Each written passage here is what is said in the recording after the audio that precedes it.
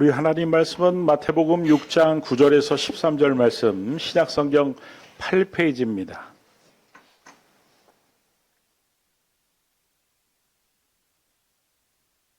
한 절씩 교독합니다. 그러므로 너희는 이렇게 기도하라. 하늘에 계신 우리 아버지여, 이름이 거룩히 여김을 받으시오며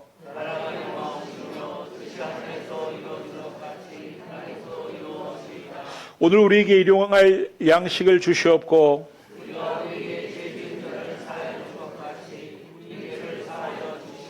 같이 읽겠습니다.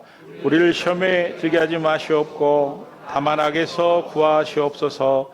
나라와 권세와 영광이 아버지께 영원히 있사옵나이다. 아멘. 어떤 아내 집사님이 남편 집사님의 바가지를 긁었습니다. 여보, 교회 김 집사님은 계절마다 아내한테 화장품을 사준다는데 당신은 언제나 화장품 사줄 거야? 그랬더니 남편 집사님이 아이고, 김 집사님 부인은 못생겨서 화장품이 필요하지만 당신처럼 이뻐봐 화장품이 뭐가 필요해?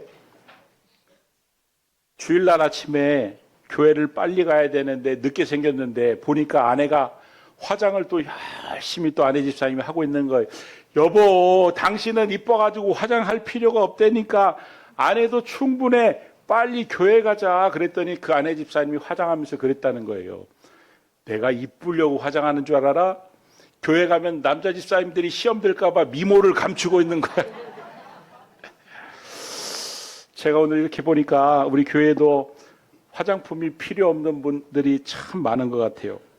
그럼에도 불구하고 화장하고 오신 것은 옆 사람이 시험 들지 않게 하기 위해서 미모를 감추고 오신 줄 압니다.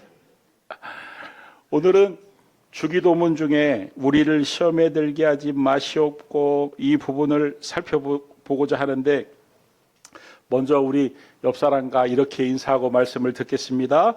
숨겨도 미모가 빛이 나십니다.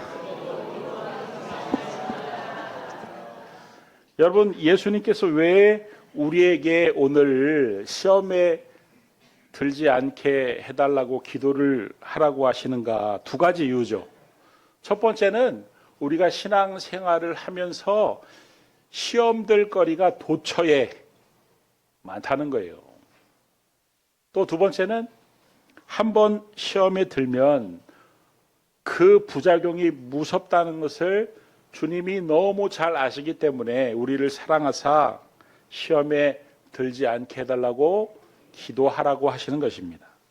여러분, 시험에는 두 가지가 있습니다. 두 종류가 있는데 하나는 테스트가 있고 또 하나는 템테이션, 유혹이라는 시험이 있습니다. 하나님이 우리에게 하시는 시험은 테스트죠. 아브라함에게 하셨던 시험도 테스트입니다. 왜 테스트 시험을 보는 겁니까? 학생들이 왜 시험을 보는 거예요? 실력을 점검하기 위해서입니다.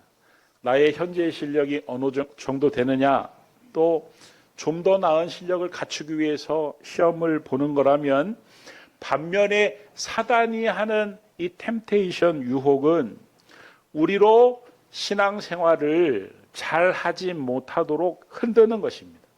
우리로 신앙의 길을 갖다가 엎어지게, 넘어지게 하기 위해서 유혹하는 것이다, 시험을 하는 것이다, 이런 말씀이에요. 우리가 파라솔 전도를 하다 보면 옛날에는 신앙생활을 오랫동안 잘 했는데 어느 순간부터 신앙생활을 안 했다, 교회를 안 다닌다. 그래서 그 이유가 도대체 뭐냐 물어보면은 다양하게 이유를 댑니다. 뭐 먹고 살기 힘들어가지고 교회를 안 다녔다, 뭐 교회가 너무 마음에 안 들어서 헌금을 강요해가지고 안 다녔다, 목사님에게 실망해서 안 다녔다, 성도들과 좋지 않은 일이 있어가지고 그 다음부터는 교회를 안 다녔다, 이렇게 다양한 이유들을 대지만 그 다양한 이유들을 한마디로 표현하면 시험 들어서 그만둔 것이다, 이런 말씀이에요. 고린도전서 10장 12절 말씀을 보면은 바울이 한 말이죠. 그런즉 선줄로 생각하는 자는 넘어질까 조심하라. 이 말씀은 바울 자신도, 성경을 기록했던 위대한 사도였던 바울 자신도 자기가 신앙생활을 하면서 보니까 이 시험거리가 너무 많아서 자칫하면은 넘어질 수도 있겠다 이런 생각이 들어서 그런즉 선줄로 생각하는 자는 넘어질까 어떻게 해야 된다는 거예요? 조심해야 돼. 조심하지 않으면은 야 이거 나도 이거 시험 걸려가지고 넘어지겠는데 이런 말씀인 것이죠. 여러분 사실 초신자든 교회를 오래 다닌 사람이든 직분자든 그야말로 그 겉모습이 아주 대단한 신앙인으로 보이는 사람이든 시험으로부터 자유롭지 못합니다. 어느 순간 훅 하고 시험 들 수 있다 이런 말씀이에요. 그런 면에서 신앙생활은 시험에 넘어지느냐 아니면 시험을 잘 극복하고 이기느냐의 싸움이라고 말씀을 드릴 수도 있습니다. 자, 그러면은 왜 우리가 시험을 들까요? 왜 우리가 시험을 당할까요? 시험이 드는 원인이 몇 가지가 있는데 첫 번째는 내 안에 욕심 때문에 시험이 드는 것입니다. 여러분, 내 안에 있는 욕심이 시험을 불러들인다, 초대를 한다 이러면 시험의 1차적인 요인은 누가 나를 시험 들게 해서가 아니라 내 안에 있는 욕심 때문이다. 내 안에 있는 욕심이 시험거리를 초청한다, 초대를 한다 이런 말씀이에요. 제가 아는 어떤 집사님이 실직을 했습니다. 나라에서 실직 수당을 받아서 실업 수당을 받아가지고 생활을 하는데 통장에 돈이 점점 줄어들어서 이제 딱 10만 원만 남았습니다. 그 10만 원을 찾기 위해서 그 근처에 있는 ATM기에 딱 갔는데 점점 분위기가 고조가 되니까 지금 음악이 지금 부금이 지금 깔리는 거예요. 그 10만 원을 찾으려고 딱 ATM기에 들어갔는데 ATM기 그 안에 누가 돈을 뽑아놓고 찾아가지 않은 돈이 딱 보니까 10,000원짜리가 40장이나 있더라는 거예요. 그래가지고 이분이요 순간적으로 욕심이 났다는 거예요. 지금처럼 CCTV가 있는 것도 아니고 근데 이분이 기도하는 분이고 또 신앙생활을 잘 하시는 분이니까 그 시험을 잘 이겨내고 옆에 있는 인터폰으로 연락을 하니까 파출소에 연락이 돼서 그 파출소에서 잠시만 기다리세요 하면서 돈을 찾으러 왔다는 거예요. 그런데 집에 가가지고 여자 집사님한테 그 얘기를 딱 하니까 아내 집사님이 이거 그걸 왜 주냐고. 우리가 요즘 돈이 없어가지고 하나님 앞에 기도했더니 하나님이 그렇게 응답하신 줄 수도 있는데 그걸 왜 주냐고 그러더라는. 근데 그분이 하시는 말씀이 자기가 그 말 듣고 헷갈렸다는 거예요. 그런가? 야고보서 1장 14절 말씀을 보면은 오직 각 사람이 시험을 받는 것은 시험이 드는 것은 무엇에 끌려 미혹되는 거라고요? 누구 욕심이요? 자기 욕심이죠. 내 욕심에 끌려 미혹이 된. 왜 시험을 받냐면 왜 시험이 드는 거냐면 사실은 다른 사람, 다른 원인이 있는 것이 아니라 내 안에 있는 욕심 때문에 시험이 드는 것이다. 아니 자기가 투자를 한 것은 자기 욕심 때문에 돈 많이 벌려고 투자를 해놓고 일이 안 풀리고 막 사건이 생기고 꼬이니까 다른 사람을 원망하고 심지어는 왜 하나님은 내가 하는 일들마다 사사건건 안 되게 막으시냐고 하나님을 원망하는데 다른 사람에게 원인이 있는 게 아니라 내 안에 있는 1차 원인 제공자는 바로 나다. 내 안에 있는 욕심이다. 내 안에 있는 욕심에 내가 미혹이 되었기 때문에 내가 이렇게 시험에 드는 것이다. 이런 말씀이에요. 어떤 집사님이 신방을 갔더니 우리 아들이 고3 때까지는 참 교회를 잘 다녔대요.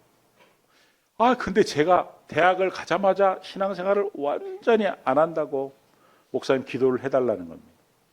그러니까 청년부 교육자를 보내가지고 그 아이를 신방을 하게 해가지고 왜 너 교회 안 다니니? 이렇게 물어보니까 그 원인이 뭔지 아세요? 자기가 고3이 되었을 때 집사였던 자기 엄마가 그러더라는 거예요. 야, 고3 때는 주일날 교회 가지 마. 학원 가. 나중에 대학 가가지고 실컷 교회 다닐 수 있으니까 고3 때는 학원 가. 그런데 자기 마음속에 그 순간부터 교회를 다니기 싫었다는 거예요. 왜냐하면 아니 그까지 학원에도 밀리는 그 정도의 교회라면 중요한 것도 아닌데 내가 뭐 다니면 뭐 하겠어, 이런 마음이 자기 안에 들었다는 거예요.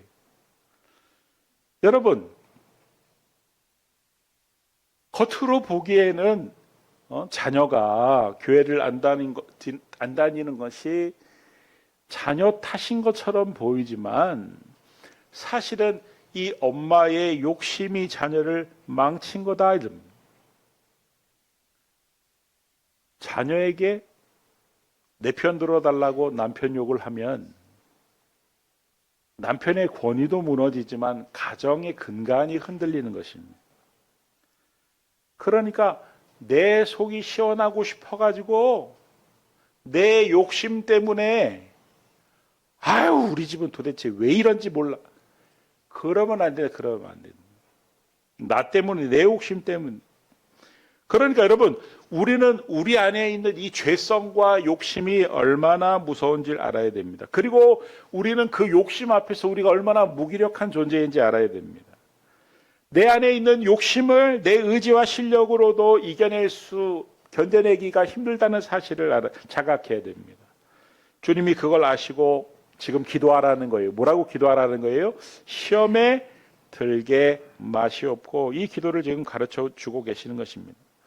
그러므로 우리가 일상의 삶에서, 아니 신앙생활을 하면서 무수한 시험거리를 만나게 될 텐데 그 시험들을 이길 수 있도록 미리미리 하나님의 도움을 구할 수 있기를 바랍니다.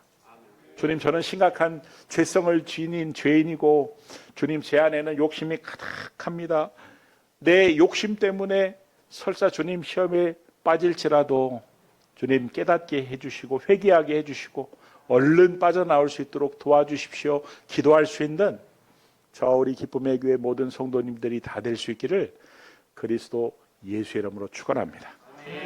두 번째, 시험이 왜 오는가? 시험이 드는 두 번째 원인은요, 환경적인 요소 때문입니다. 여러분, 환경 자체는 문제가 안 될지 모르지만 문제는 내 욕심하고 나의 죄성하고 이 환경이 만나서 문제가 될 경우가 있습니다. 가뜩이나 죄를 지을 수 있는 그런 죄성과 내 안에 욕심이 있는데 죄 짓기 딱 좋은, 내 욕심이 발동되기 딱 좋은 환경과 만나면은 그야말로 스파크가 일어난다, 사고가 터진다, 이런 말씀입니다.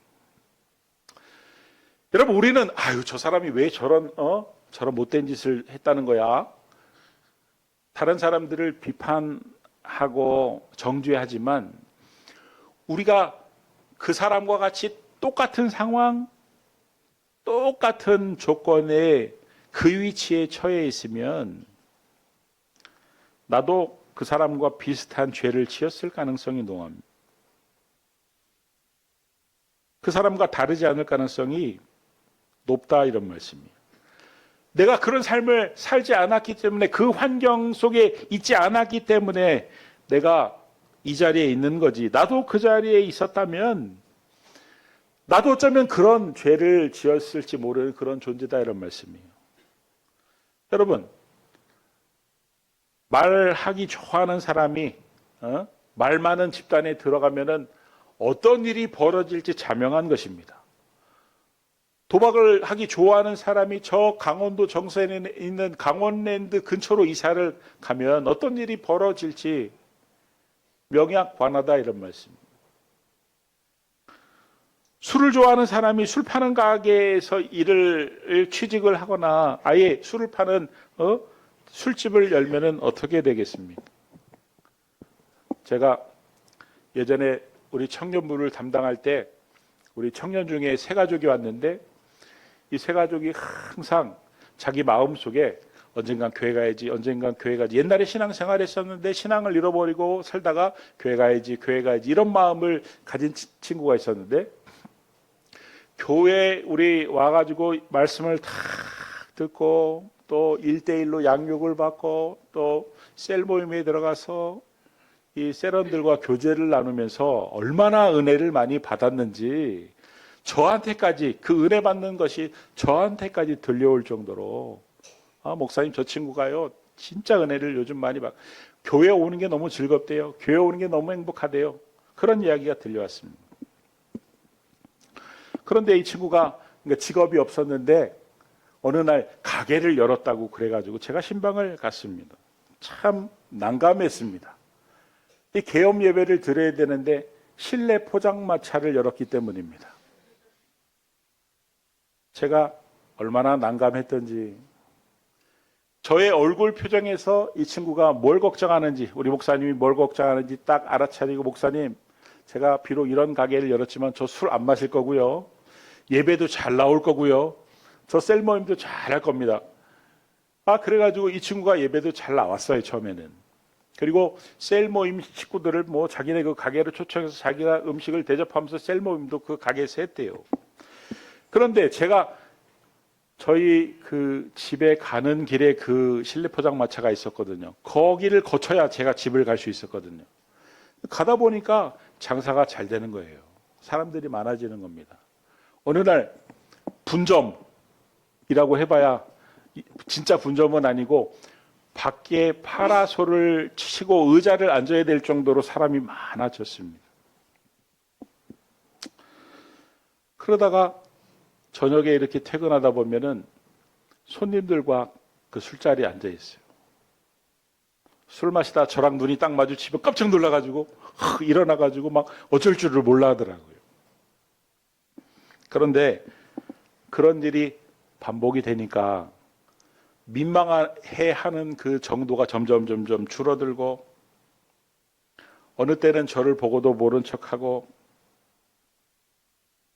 그러다가 그 근처에 큰 호프집이 갑자기 몇 개 생기더니 어느 날 가게 문을 닫고 사라졌는데 아예 사라져버렸어요. 아예 사라져. 여러분 재짓기 쉬운 환경 안으로 들어가면 사탄은 마치 자기 세상처럼 펄펄 뛰면서 공격을 한다 이런 말씀이에요. 마치 기름을 안고 불에 들어가는 것처럼 어리석은 일이다 이런 말씀이에요. 죄를 지을 환경 안에 있으면서 시험에 들지 않게 해달라고 기도하는 것은 하나님을 시험에 들게 하는 것입니다. 꿀집 앞에서 들어가지 않게 하옵소서 하고 또 들어가서 앉아놓고서 술을 마시지 않게 하옵소서 하면서 좀 이따 또 마시고 하나님을 시험하는. 그러니까 내가 죄짓기 쉬운 환경, 내가 미혹당하기 쉬운 환경은 처음부터 피해야 되는 것이고 그리스도인은 환경을 잘 선택해야 되는 것이고 그 선택이 분별력이고 그 분별력이 곧 믿음의 순도라고 말할 수 있는 것입니다. 하나님으로부터 멀어지게 만들고 믿음이 떨어지게 하는 모든 환경을 단호하게 선을 긋고 거부하고 그 위험이 얼마나 큰지를 인식하고 경계해야 된다. 할렐루야.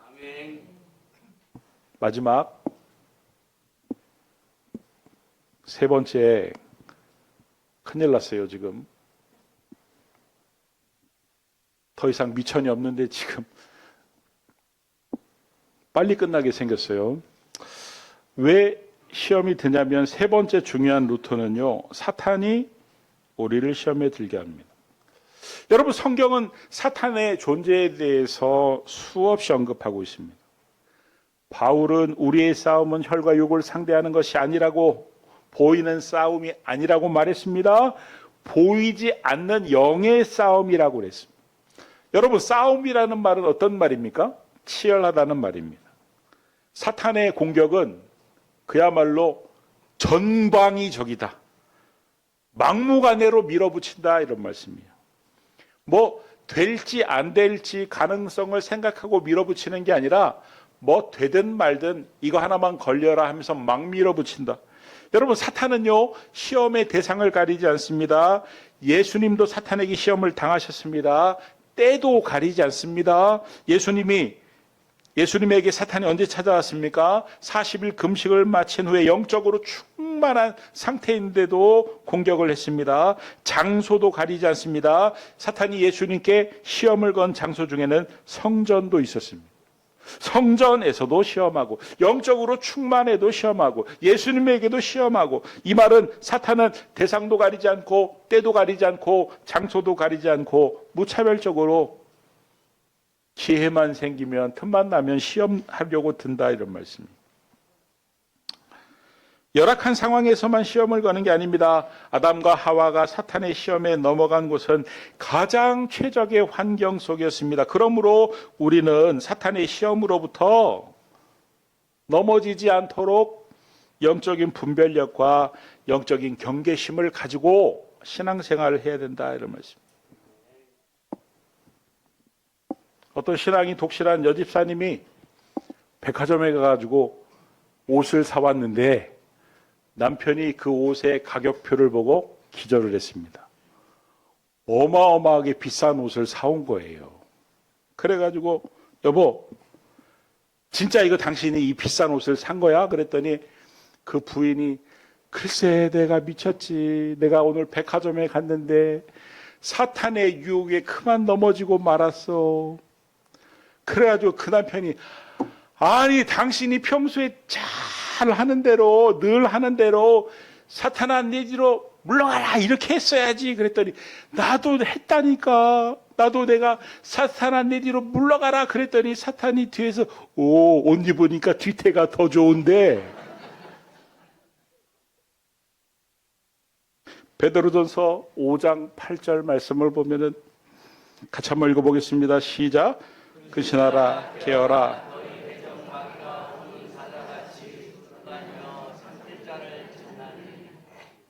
여러분, 사탄이 두루 다닌다는 거예요. 욥기서에도 보면 사탄이 땅을 두루 다닌다고 표현이 되어 있습니다. 교역자들도 신방을 하기 위해서 두루 다니지만 이 교역자들보다 사탄이 얼마나 열심히 두루 다니며 신방을 하고 다니는지 모릅니다. 사탄이 신방을 하는 목적은 뭡니까? 두루 다니며 삼킬 자를 찾나니. 사탄은 교활하고 집요하고 속이는 데 명수입니다.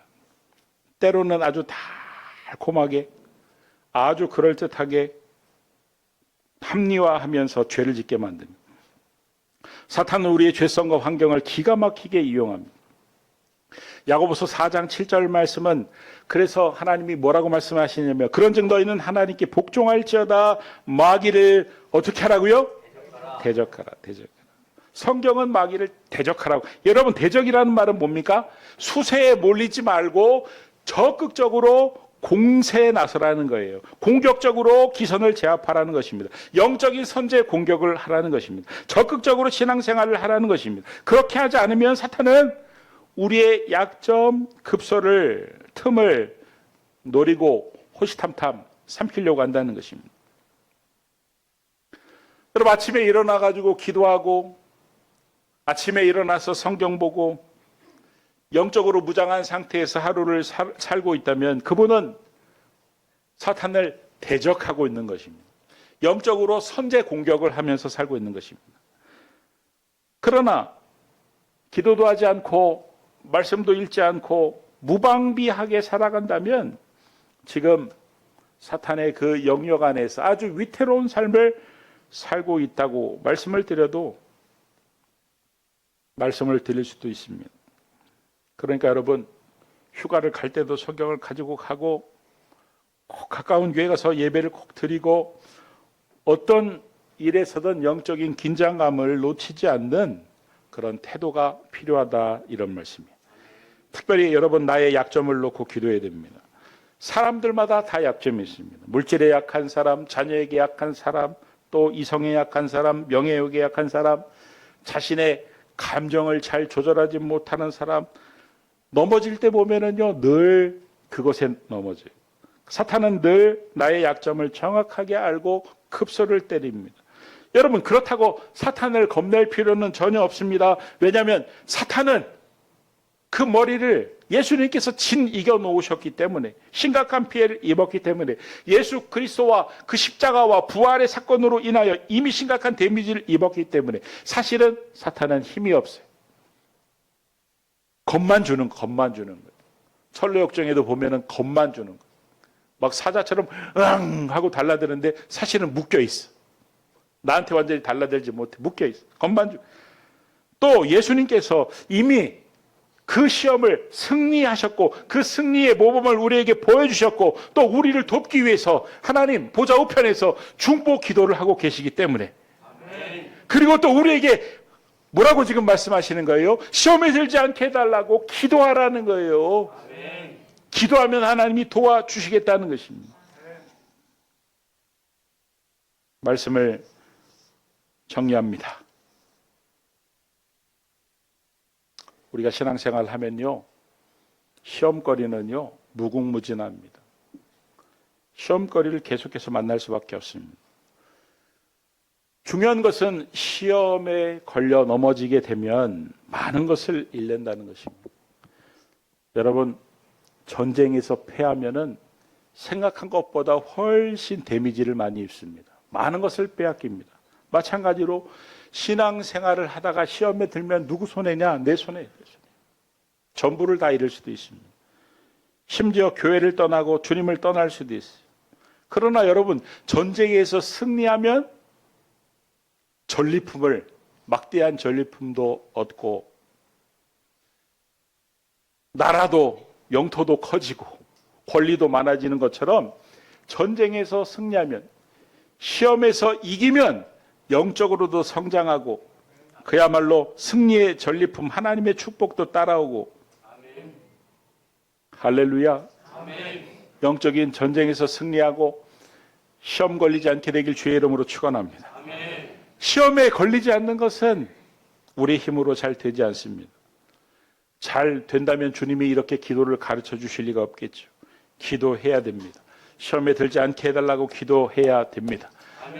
시험에 걸렸더라도 빨리 빠져나올 수 있게 해달라고, 분별력을 달라고, 빨리 빠져나오게 해달라고, 회개하게 해달라고 기도해야 됩니다. 하나님의 도우심을 늘 구할 수 있기를 바라고, 늘 영적으로 민감할 수 있기를 바라고, 깨어 기도하심으로 시험에 늘 승리할 수 있기를 바라고, 그래서 승리의 전리품들이 삶에 풍성해지기를, 그래서 행복한 신앙생활들을 다 할 수 있기를 그리스도 예수의 이름으로 축원합니다. 기도하겠습니다. 하나님, 신앙생활하며 시험 들지 않게 하여 주시고 시험거리를 만나도 이겨내고 극복하고 승리할 수 있도록 도와주시옵소서. 예수님의 이름으로 기도드립니다. 아멘.